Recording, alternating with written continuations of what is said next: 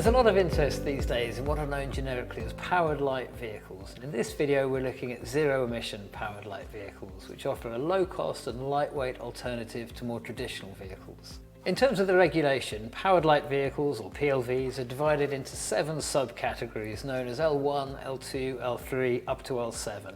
Each category is defined by the number of wheels, the maximum speed at which the vehicle can travel, and its maximum weight. At the smaller end of the range, we're really talking about the electric equivalent of 50cc mopeds and 125cc motorbikes. So really here we're talking about the electrification of sectors that are already well established and popular. And electric vehicles are making really good inroads here.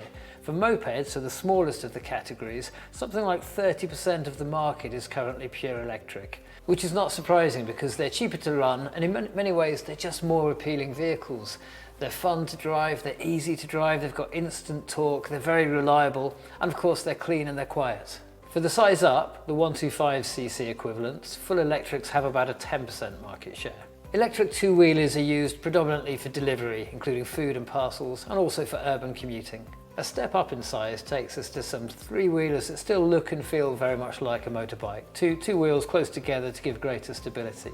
These can be very good for delivery when you need to carry greater payloads, either higher volumes or higher weights, and also perhaps for urban commuting if you just want that extra bit of stability. Then a step up in size again, we get to a range of 3- and 4-wheel vehicles that can work well either for personal mobility, commuting and other urban uses, or for a wide range of really functional vehicles such as service vehicles, vehicles that might work as grounds vehicles, transporting either people or products, even small refuse collection vehicles.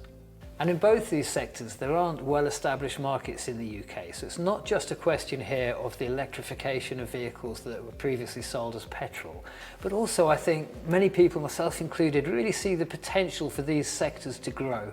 And part of the reason we see potential for market growth here is that if you look overseas, in many countries there are well-established markets for these vehicles. In France, for example, for decades we've seen high sales of what are often called microcars, small cars, which in France can be driven from 14 years and upwards. In Italy, 3-wheel petrol vehicles have a long and proud history in delivery. In Japan, there's the concept of the K-car, K-E-I. And again, these are what we would consider microcars or PLVs, smaller than what we consider officially to be cars, but they're very sought after, very popular in Japan. And China's particularly interesting because 3 years ago in China, there was next to no market for these sort of microcars or PLV cars. But last year, they sold 550,000 units in China, and there's a whole profusion of makes and models all trying to get a piece of that market. We have seen some sales of zero-emission PLVs for urban mobility in the UK. Think about the Renault Twizy or the Citroën Ami, but I think there's a lot of potential for these sectors to grow further. And there are very good reasons to consider a PLV as an alternative to a car or a van if you can. Being smaller and lighter immediately gives them some advantages. In terms of cost, that Citroën Ami, for example, that I mentioned, that costs £7,700 in the UK. Environmentally, because the vehicles are smaller and lighter, it takes less energy to fuel them, to make them move, but it also takes a lot less energy and a lot less inputs, a lot less products to make them in the first place. So just producing the vehicle has a smaller carbon footprint and less input of things such as lithium, magnesium, cobalt, etc. that go into EVs.